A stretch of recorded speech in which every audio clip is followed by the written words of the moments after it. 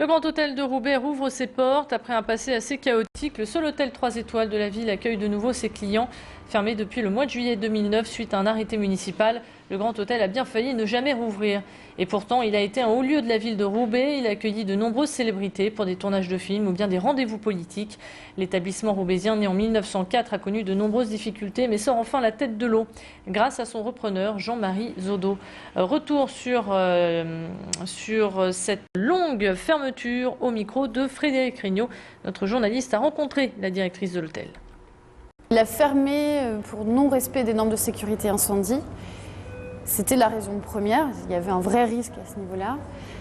Donc quand on a repris l'hôtel, on s'est vraiment penché là-dessus pour commencer. Et puis après, au fur et à mesure des travaux, on est passé de bonnes en moins bonnes surprises. Donc les bonnes surprises ont fait partie des bonnes surprises, les moulures qui ont été découvertes dans le bar, qui étaient cachées. Donc on a décidé de restaurer dans une grande salle de séminaire également qui sera finie d'ici 3 semaines.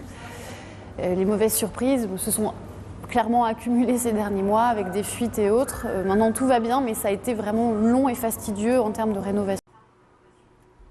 Ryanair, la compagnie aérienne irlandaise à bas prix, change d'avis et a décidé de rouvrir sa ligne à Lille-Marseille. Après sa mise en examen pour travail dissimulé et emploi illicite de personnes navigant, elle avait fermé sa base de Marignane. Pour respecter le droit social français, elle affectera donc des avions et ce de manière temporaire. Je vous le disais en titre, ça y est, nous sommes donc passés au tout numérique. Une nouvelle ère commence pour notre région et la Haute-Normandie. Hier soir, tout s'est passé comme prévu. À minuit pile, les émetteurs se sont éteints et se sont rallumés ce matin. L'émetteur de Lambersart, quant à lui, a définitivement cessé d'émettre. Grand Lille TV, quant à lui, est sur un tout nouvel émetteur que vous voyez en image, celui de Wattignies. Il a été mis en service à 7h30 ce matin et permettra d'étendre la diffusion de nos programmes à une zone beaucoup plus large. J'en profite pour souhaiter la bienvenue aux habitants d'Annin et ceux d'Armentières. Ce matin, le préfet et les représentants du CSA et de France Télénumérique se sont réunis à Lambersart, dans la ville de Marc-Philippe Daubresse. L'émetteur qui trônait dans sa ville s'est donc éteint hier soir. Élodie Bernachon a donc rencontré le maire de la ville pour recueillir ses impressions et surtout savoir ce qu'allait devenir cet émetteur. Je vous propose d'écouter Marc-Philippe Daubresse. Écoutez, il faut qu'on discute avec, parce que l'émetteur de Lambersart, c'était un émetteur de télévision, mais c'était aussi pour les télécommunications, donc c'est anciennement Télédiffusion de France qui le gérait, donc il faut qu'on vérifie s'il y a encore des activités, elles vont subsister bien sûr. Si on n'a pas, il est évident que la ville est intéressée parce que c'est un signal dans la ville et culturellement on peut en faire quelque chose. Les élus ont ensuite pris la direction de Lille pour rendre visite aux habitants des Dentelières, un centre social qui accueille des personnes âgées. Pour ces personnes, ce basculement historique au tout numérique peut paraître compliqué. Alors pour leur simplifier la vie, des médiateurs sont là pour les aider. Ils sont venus ce matin pour régler les chaînes de tous les téléviseurs. En quelques minutes seulement, les habitants de ce centre ont pu reprendre leur télécommande en main pour effectuer leur premier zapping en tout numérique. 10 jeunes du service civique volontaire ont été formés par la ville de Lille. Parmi eux, Mehdi. Il nous donne quelques conseils au micro d'Élodie Bernachon. Oui, c'est assez simple. Il suffit de brancher l'adaptateur, aller dans la recherche des chaînes et ça se fait automatiquement. Menu, recherche des chaînes et après ça se fait automatiquement et les chaînes apparaissent. Et alors justement, ça peut prendre combien de temps à peu près? Ça prend 5 minutes. Quel public touchez-vous aujourd'hui?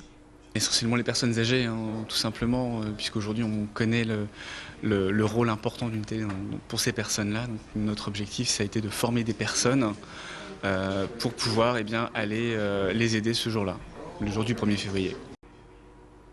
Voilà, notez que France Télénumérique a mis en place un centre d'appel pour suivre cet événement historique. Si vous rencontrez des difficultés, un numéro de téléphone est à votre disposition, le 0970 818 818. Et si vous rencontrez des problèmes pour nous recevoir, vous pouvez nous envoyer un mail à l'adresse qui s'affiche sur votre écran, tnt@grandlille.tv. Dans la page sociale, le ras-le-bol des salariés de l'entreprise Damar. Entre 60 et 80 salariés se sont réunis aujourd'hui devant l'entrée du site de M, un débrayage qui a duré 1 heure et qui a principalement touché le secteur de la logistique. Par ce rassemblement, les salariés souhaitaient exprimer leur colère face à la pression de la direction. Ils dénoncent la politique du chiffre qui a pour conséquence de dégrader leurs conditions de travail. Fatigue, pression, stress. À travers cette action, ils demandent à leurs dirigeants de la souplesse et un peu plus de respect. Et du côté de la direction, la situation n'est pas jugée inquiétante. La direction a accepté néanmoins de faire venir un expert pour faire un point sur les conditions de travail de ses employés. Frédéric Regnault était sur place ce matin. Actuellement, on a beaucoup de salariés du secteur prélèvement, justement, qui sont en arrêt de travail, certains pour dépression, certains pour grande fatigue. Donc oui, on est de plus en plus confronté à des salariés en souffrance et en mal-être. Ce qu'on demande à la direction, c'est de se pencher réellement sur les conditions de travail et surtout sur les exigences, d'arrêter de stresser les gens, d'arrêter de leur en demander toujours plus, de mettre toujours la barre plus haut.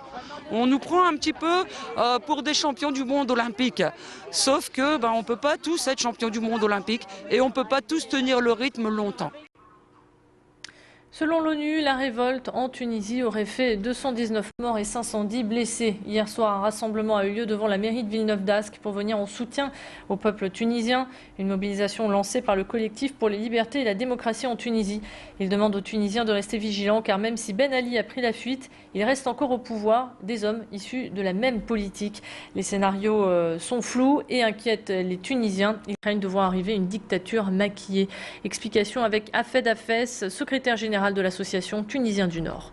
On peut dire que la révolution n'est pas encore achevée parce que tout n'est pas encore rangé. Il n'y a pas eu un chamboulement de l'ordre établi en Tunisie et d'autre part, elle est encore fragile. La plupart des personnes qui détiennent le pouvoir en Tunisie, en dehors de Ben Ali qui est parti, le dictateur, continuent à maintenir et à détenir le pouvoir en Tunisie, le pouvoir économique, le pouvoir politique. Par exemple, on peut prendre que tous les préfets, les sous-préfets, les maires, la quasi-totalité des députés sont issus du parti au pouvoir.